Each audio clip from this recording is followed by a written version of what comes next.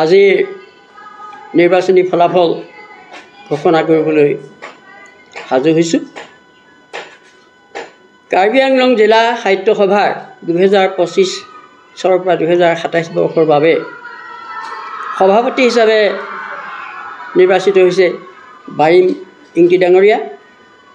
উপসভাপতি হিচাপে নিৰ্বাচিত হৈছে মণিমন্ত শইকীয়া ডাঙৰীয়া আৰু সম্পাদক হিচাপে নিৰ্বাচিত হৈছে শ্ৰীযুত অনিল হাজৰিকা। এইখিনিতে এটা কথা ক'ব লাগিব যে এটাইকেইজনেই প্ৰতিদ্বন্দ্বিতা নোহোৱাকৈ নিৰ্বাচিত হৈছে, যদিও উপসভাপতি পদৰ বাবে দুজনে মনোনয়ন দাখিল কৰিছিল। নথিপত্ৰ সম্পূৰ্ণ নোহোৱাৰ কাৰণে এজনৰ উপসভাপতিৰ এজনৰ মনোনয়ন নাকচ কৰা হ'ল। গতিকে তিনিওজনেই বিনা প্ৰতিদ্বন্দ্বিতাৰে নিৰ্বাচিত হ'ল বুলি আমি ঘোষণা কৰিছোঁ। আমাক বিশেষভাৱে সহায় কৰিলে মোৰ কাষতে বহি আছে নিৰ্বাচনী বিষয়া পৰমানন্দ তালুকদাৰ আৰু এয়া সুনীল গগৈ। এই তিনিওকে আমি ধন্যবাদ জনাইছোঁ। লগতে অসম সাহিত্য সভা আৰু কাৰ্বি আংলং জিলা সাহিত্য সভাক আমাক যি এতিয়া গুৰু দায়িত্ব অৰ্পণ কৰিলে তাৰ বাবে আমাৰ ফালৰ পৰা আমি আন্তৰিক ধন্যবাদ আৰু কৃতজ্ঞতা জনাইছোঁ। প্ৰথমে মই ক'ব লাগিব কাৰ্বি আংলং জিলা সাহিত্য সভাৰ সভাপতি অতি গুৰুত্বপূৰ্ণ পদবী।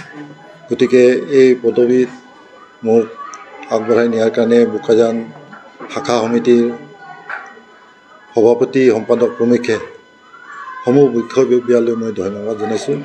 ইয়াৰ উপৰিও বোকাজান কাৰ্বি আংলং জিলা সমিতিৰ সভাপতি আৰু সম্পাদক প্ৰমুখ্যে জিলা সমিতিৰ সদস্যসকললৈ মই আন্তৰিক ধন্যবাদ জনাইছোঁ। আৰু এই পৰ্যায়লৈ নিয়াৰ বাবে আঞ্চলিক সমিতিৰ সম্পাদক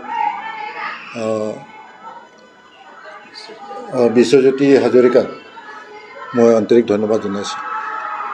আপোনালোকে জানে যে কাৰ্বি আংলংখন নানা জাতি জনগোষ্ঠীৰে বসবাসপূৰ্ণ। ইয়াত প্ৰায় 30টা জাতি জনজাতিয়ে বসবাস কৰি আছে। গতিকে মোৰ প্ৰথম পদক্ষেপ হ'ব কাৰ্বি আংলং জিলা সাহিত্য সভাই ইয়াৰ জাতি জনগোষ্ঠী তেনেকুৱা সাহিত্য সংস্কৃতিবিলাক কেনেকুৱা আগুৱাই নিয়া হ'ব তাৰ আমি প্ৰচেষ্টা চলাম। ইয়াৰ উপৰি কাৰ্বি আংলং জিলাত নানা শাখা সমিতি নিষ্ক্ৰিয় হৈ আছে, গতিকে তাক সক্ৰিয় কৰিবলৈ আমি প্ৰচেষ্টা চলাম। ইয়াৰ লগতে আমাৰ সহায় সহযোগ লাগিব আমাৰ সন্মানীয় উপসভাপতি আৰু আমাৰ সন্মানীয় সম্পাদক আৰু আমাৰ জিলা সমিতিৰ বা সমূহ কাৰ্বি আংলং জিলাৰ বিভিন্ন শাখা সমিতিৰ সভাপতি সম্পাদক প্ৰমুখ্যে তেওঁলোকৰ সদস্যসকলে আমাৰ সহযোগ লাগিব। পোনপ্ৰথমে মই বৰবিল শাখা সাহিত্য সভাৰ সভাপতি সম্পাদক প্ৰমুখ্যে সমূহ সদস্যাক ধন্যবাদ জনাইছোঁ, কাৰণ তেখেতসকলে মোৰ নামটি সম্পাদক ৰূপে মনোনয়ন আগবঢ়াবৰ কাৰণে কৈছিল। আৰু লগতে আমাৰ ডিফু আঞ্চলিক সাহিত্য সভাৰ আঞ্চলিক সমিতিৰ সম্পাদক বিশ্বদ্বীপ হাজৰিকালৈ ধন্যবাদ জনাইছোঁ। এতিয়া কথা হ'ল, ইতিমধ্যে আমাৰ সাহিত্য সভাৰ সভাপতি নৱনিৰ্বাচিত সভাপতি ইংতি ডাঙৰীয়াই উল্লেখ কৰিছে যে কাৰ্বি আংলঙত আমি যথেষ্টখিনি কৰিবলগীয়া কাম আছে। গতিকে সাহিত্য সভাৰ অসম সাহিত্য সভাৰ সংবিধানৰ পৰিকাঠামোত থাকি আমি যিখিনি সাহিত্য আৰু সংস্কৃতিৰ উন্নয়নৰ কাৰণে যিখিনি কৰিব পাৰোঁ নিশ্চিতভাৱে আমি সেইখিনি কৰিবলৈ চেষ্টা কৰিম। ইতিমধ্যে আমাৰ কাৰ্বি আংলং জিলাখনত 1997 চনত হাওৰাঘাটত এখন অধিৱেশন অনুষ্ঠিত হৈ গৈছিল অসম সাহিত্য সভাৰ।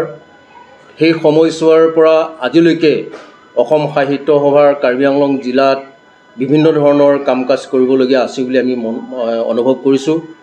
কাৰণ আমাৰ যথেষ্ট সংখ্যক শাখাবিলাক আছিল, এই শাখাবিলাক আমি যাতে ফলে ফুলে জাতিষ্কাৰ কৰিব পাৰোঁ আৰু অসম সাহিত্যৰ অসম সাহিত্যৰ সভালৈ যাতে আমি কাৰ্বি আংলং জিলাৰ পৰা বিশেষভাৱে অৱদান আগবঢ়াব পাৰোঁ তাৰ কাৰণে আমি সচেষ্ট হ'ম বুলি মই আশা কৰিছোঁ।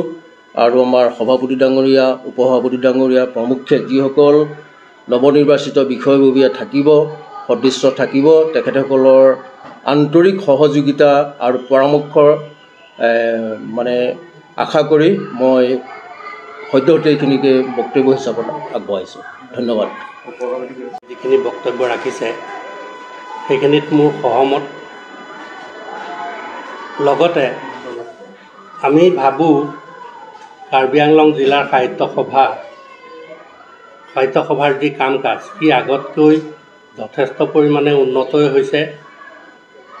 মই তেখেতসকলৰ সহযোগত এইটোৱে আশা কৰিম যে আমি এতিয়া যিটো পৰ্যায়ত আছোঁ সাহিত্য সভাই ভৱিষ্যতে যাতে তাক ইয়াতকৈ তললৈ নোযোৱাকৈ ৰাখিব পাৰোঁ, লগতে সামান্য হ'লেও ওপৰলৈ যাতে উঠাব পাৰোঁ সেইখিনি দিশত সকলোৰে সহায় সহযোগিতা কামনা কৰি আগবাঢ়ি যাম বুলি আশা কৰিছোঁ। আৰু ময়ো একেদৰেই আমাৰ শাখা সাহিত্য সভাই মোক মনোনীত কৰাৰ বাবে বকলীয়াঘাট শাখা সাহিত্য সভাক ধন্যবাদ আৰু কৃতজ্ঞতা জ্ঞাপন কৰিছোঁ। আমাৰ ৰাংচিনা ভৱনৰ সম্পাদক বিশ্বজ্যোতি হাজৰিকাৰো শলাগ লৈছোঁ। লগতে ইয়াত উপস্থিত সুধীবৃন্দ আৰু সাংবাদিক বন্ধুসকলৰ প্ৰতি মই কৃতজ্ঞতা জ্ঞাপন কৰিছোঁ। আজিলৈ ইমানেই ক'ব। Reporter live